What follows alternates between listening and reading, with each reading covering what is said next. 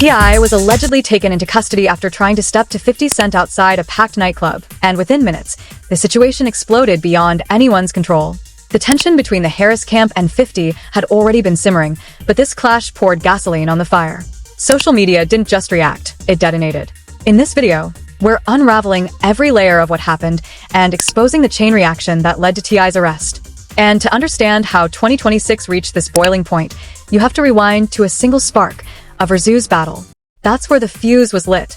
The friction traces back to remarks T.I. made on $1 million worth of game, where he confidently claimed both sides had already agreed to a Versus showdown, and that he was supposed to be the one to break the news. According to Tip, once the idea hit the public, 50 suddenly acted like he'd never heard of it. Played dumb. Switched the script. That perceived betrayal is what ignited the face-to-face confrontation. But this isn't just about one battle announcement. To grasp why it cuts so deep, you have to understand their history. The tension stretches all the way back to 2006, a time when both artists were arguably untouchable. The rivalry never fully erupted back then, but the warning signs were there. Subtle jabs, competitive energy, side-eye interviews. Still, neither had enough reason to declare open war. They were too busy dominating their territories. T.I. was the undisputed force in Atlanta. 50 Cent ruled New York with an iron grip. Both were topping charts. Both were landing film roles. Both were expanding their brands into full-blown empires. The rivalry stayed cold, competitive but controlled. That fragile balance shattered in late 2007. That's when T.I. was arrested on federal gun charges. By March, he struck a deal and ended up serving just a year behind bars. And that deal? It became the centerpiece of controversy. It caught 50's attention immediately. He threw subliminal shots on the G-Unit track, "You So Tough," making his stance crystal clear. In his eyes, the numbers didn't add up. 10 machine guns, 12 months.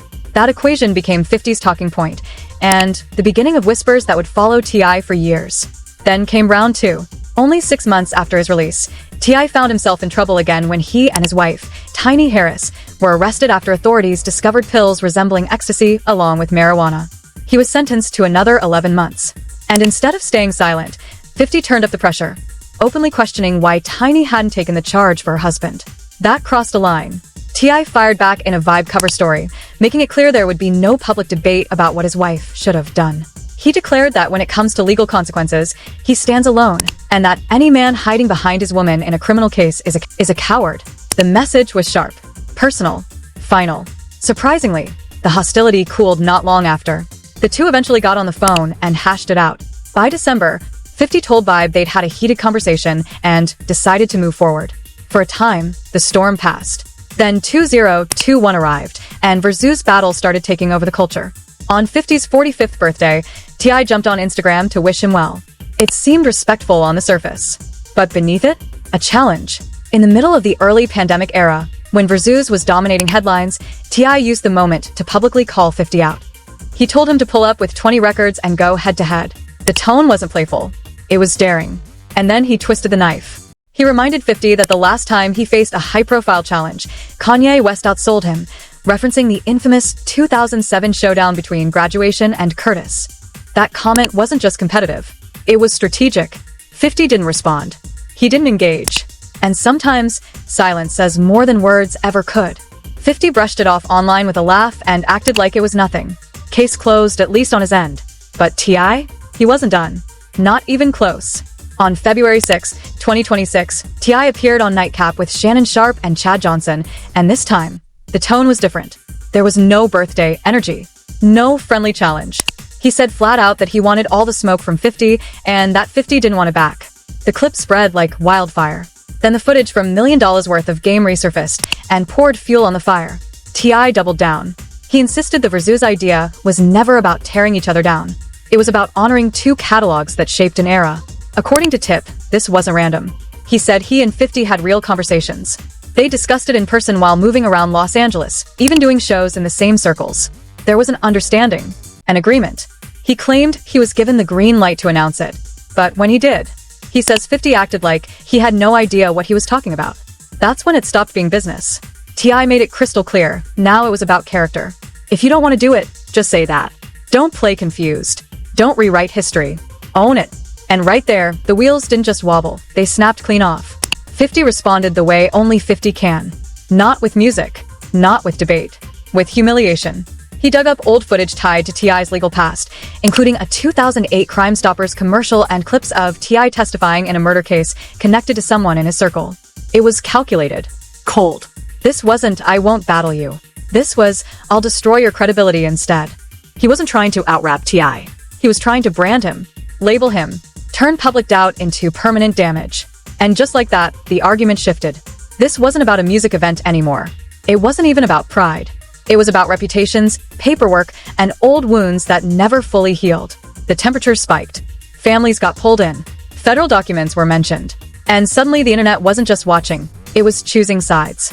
After T.I. publicly admitted he'd lost respect for 50, 50 did what he always does when cornered. He went straight to Instagram. The feud reignited in early February when Tip repeated his confidence that he could take 50 in a Versus showdown. 50 made it clear he had zero interest, and in the comment section, he escalated things by calling T.I. King Rat. That word landed heavy. T.I. didn't hesitate. He shot back, accusing 50 of playing with his name while hinting that only one of them had real paperwork to worry about. He claimed transcripts were public, that the truth was searchable. He dismissed 50's excuses and told him plainly, "Step in the ring or stop talking." But 50 wasn't finished. He moved beyond the music, beyond the rivalry, beyond the two men standing toe-to-toe. He posted an unflattering photo of Tiny Harris during the height of the feud and captioned it with a warning for T.I. to keep his name out of his mouth. Many saw it as mockery. Others called it disrespect. Either way, it hit a nerve. Because once you bring a man's wife into it, you're not just arguing anymore. You're declaring war. The Harris family took it personally, and the first counterattack didn't come from T.I. It came from his son. King Harris stepped onto Instagram like he'd been waiting for this moment. He didn't tiptoe. He didn't soften his words. He fired back with posts referencing 50's past feuds, the aftermath of his 2000 shooting, and prior domestic violence allegations. No filters.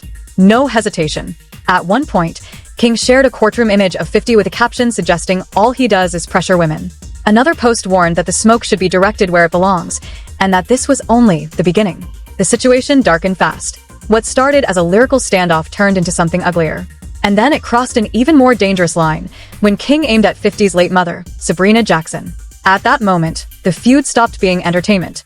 It became personal in a way that can't be undone. King didn't stop at posts. He uploaded a video with a challenge that stunned people, daring 50 to post a photo of his mother's grave, then warning him in the same breath that the Harris family was completely off limits. The message was raw, emotional, unfiltered. 50 answered. Of course he did.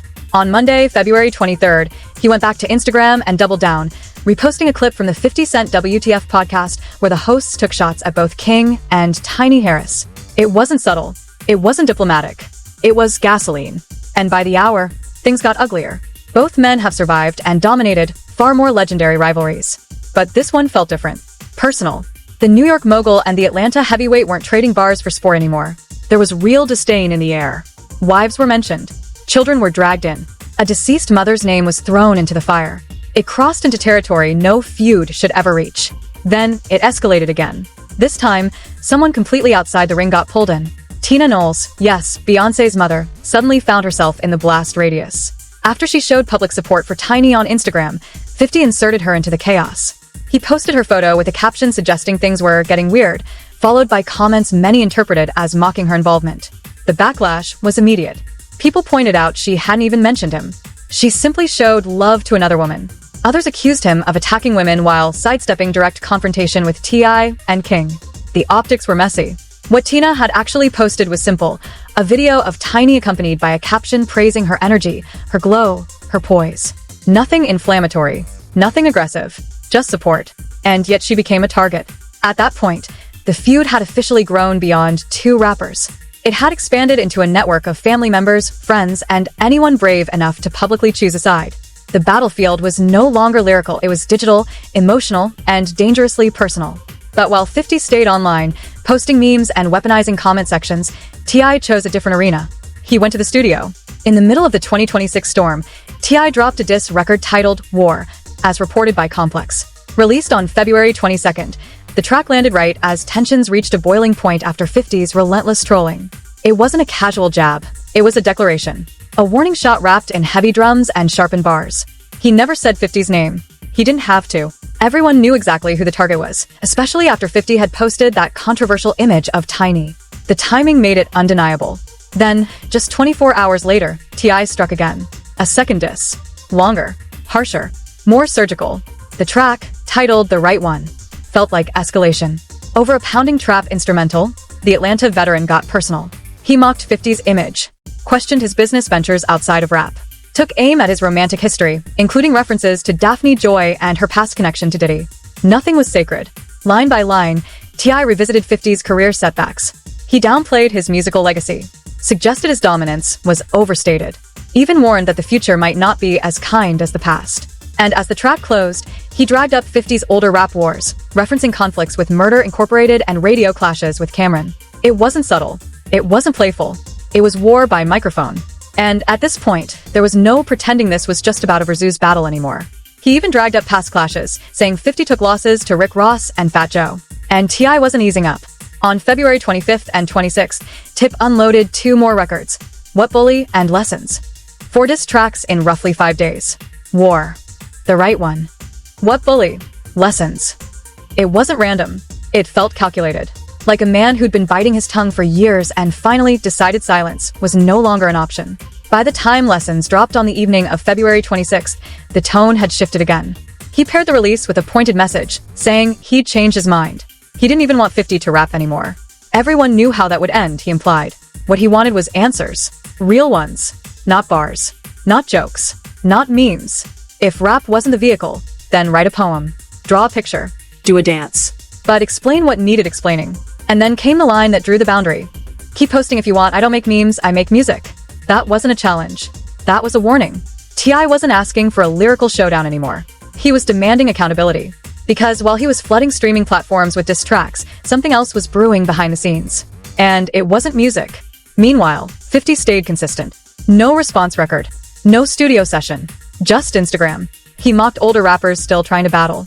Posted a since-deleted image of a fake diploma with a caption joking that he didn't need to rap, that others needed him to. The message was clear. He saw himself above it. Untouchable. But trolling only works when the stakes are entertainment. It collapses the moment paperwork enters the room. And that's exactly what happened. T.I.'s sons weren't finished. They weren't content to watch from the sidelines. After their father's 4th diss dropped, both King Harris and Domani Harris fired back with records of their own aimed directly at 50. King's move was especially explosive. He shared a video for his track wearing a black t-shirt printed with an image of 50's late mother. As he rapped, he lit a blunt, and at one point, gestured as if offering it to the photo. The visual alone set social media on fire. His lyrics questioned how anyone could speak on mothers while expecting respect in return. The clip spread fast. Even Rick Ross, never shy about his dislike for 50, jumped into the comments praising the record and asking for the shirt in his size. Domani took a different approach. His track, Jackson, rode over a beat inspired by J. Cole and sampled the energy of Outkast. In his opening verse, he addressed 50's late mother directly, questioning whether she would be proud of how her son carried the family name. The tone wasn't playful. It was heavy, reflective, sharp. At that point, this wasn't just a feud. It was a family affair. Public reaction exploded. Headlines multiplied. Streams climbed. Ironically, amid the chaos, T.I. even saw renewed chart attention, landing a solo entry on the Billboard Hot 100 for the first time in years. The beef was expanding his reach, but music was about to become secondary, because the next phase involved documents. Federal ones. And they were aimed squarely at 50. This is where everything took a turn no one predicted. King Harris posted what he described as a 2009 federal filing connected to the murder investigation of Lowell Fletcher. The document referenced an anonymous phone call, and that detail was enough to ignite speculation. To understand why that mattered, you have to understand who Fletcher was. Lowell Lodi Mac Fletcher was affiliated with G-Unit, close to 50. His killing was later tied to James Rosemond, an executive locked in a long-running conflict with 50 Cent. Now, with old federal paperwork circulating online and fans dissecting every line, the feud stopped being lyrical altogether. It became something far more dangerous. King Harris didn't just hint. He posted what he claimed were FBI documents dated October 12, 2009, and the name on them was Curtis 50 Cent Jackson. The paperwork, according to King, detailed cooperation with federal agents during the investigation into the murder of Lowell Fletcher, a G-Unit affiliate whose death was ultimately tied to music executive James Rosemond. The allegation was explosive. King's post suggested that 50 had placed an anonymous tip to authorities, accusing Rosemond of orchestrating Fletcher's killing as retaliation for a previous assault on Rosemond's son. The document he shared appeared to outline an interview between 50 and federal agents, stating that he feared for his life. It was specific, dated, formal, and it hit the internet like a detonation. In his caption, King didn't leave room for subtlety. He framed it as hypocrisy, questioning how someone who had spent years branding others a rat could now be linked to federal cooperation himself. The tone was accusatory, direct, designed to wound. The implications were enormous. 50 Cent built his image on resilience, toughness, and surviving the streets without bending. In hip-hop culture, the label of snitch isn't just criticism, it's a scarlet letter. Careers have collapsed under less. But here's where it gets complicated. These weren't brand new allegations appearing out of nowhere. Similar claims and references had circulated before, tied to court proceedings in the mid-2010s surrounding Rosamond's prosecution. In 2017, Rosamond was convicted of ordering Fletcher's murder and received a life sentence plus 30 years in federal prison. According to statements from the U.S. Department of Justice at the time, that conviction was based on its own body of evidence. There was no official confirmation that it hinged on cooperation from 50 Cent. When the documents resurfaced online, neither federal authorities nor representatives for 50 publicly verified their authenticity. Silence hung in the air, which sparked a different question. Even if the documents were genuine, does reporting information about a friend's murder qualify as snitching under hip-hop's unwritten code? Or is that something else entirely? Social media split instantly. Timelines turned into courtrooms. Podcasts became juries. What wasn't up for debate was the damage. The posts spread everywhere, blogs, YouTube breakdowns, comment sections moving at lightning speed. And it cut directly against the narrative 50 had pushed for years. Because here's the twist. He had long positioned T.I. as the one who cooperated. He had reposted the Crime Stoppers clip, highlighted courtroom footage, repeated the King Rat label until it stuck. His entire argument in this feud leaned on that foundation. Now paperwork, disputed or not, was being aimed back at him. The narrative was shifting, and 50's reaction didn't go unnoticed. Shortly after the documents gained traction, he scrubbed his Instagram feed clean of posts tied to T.I. and members of the Harris family, including Tiny Harris and King Harris. For someone who thrives on leaving the last word online, the silence felt louder than any meme. "I'm outta here. Y'all hurt my feelings." That's what 50 wrote, posting a photo of himself boarding a private jet, smiling like it was all a punchline. Then he wiped everything. Every meme, every jab at Tiny Harris, every post about King Harris, every shot at T.I. gone. He framed it as sarcasm, a joke. But the timing? The timing was loud. Federal paperwork hits the timeline, and suddenly the man famous for never retreating is scrubbing his page clean and taking flight. To understand why those allegations carried weight, you have to understand perception. In federal cases, cooperation can mean different things.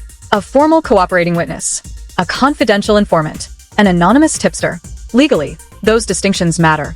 Prosecutors weigh whether someone's involvement strengthens a case or complicates it. But in hip-hop culture, there are no footnotes, no nuance. Cooperation is cooperation. And that's why King's post landed so hard. It didn't matter whether the documents had been debated before. It didn't matter whether reporting a friend's murder could be morally justified. The optics were brutal. And optics in this genre can be fatal. So, where does that leave us? What began as friction over a Versus battle morphed into one of the most personal public rap feuds in recent memory. Let's take stock. T.I. released 4 diss tracks in under a week. War, The Right One, What Bully, and Lessons. He has a new project, Kill the King, slated for 2026. Streams are climbing. Attention is back.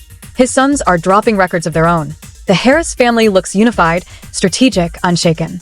Meanwhile, 50, despite being targeted repeatedly, he hasn't stepped into the booth. No diss record, no freestyle, just social media, until even that disappeared. His stance has been consistent, he's above it. T.I. needs him to rap, not the other way around. But actions speak louder than captions. And the loudest action was deletion. This all traces back to that initial Versus dispute. T.I. claimed 50 agreed, then backed out. The feud intensified when 50 reposted T.I.'s courtroom testimony connected to the death of Phil Ant Johnson and branded him King Rat.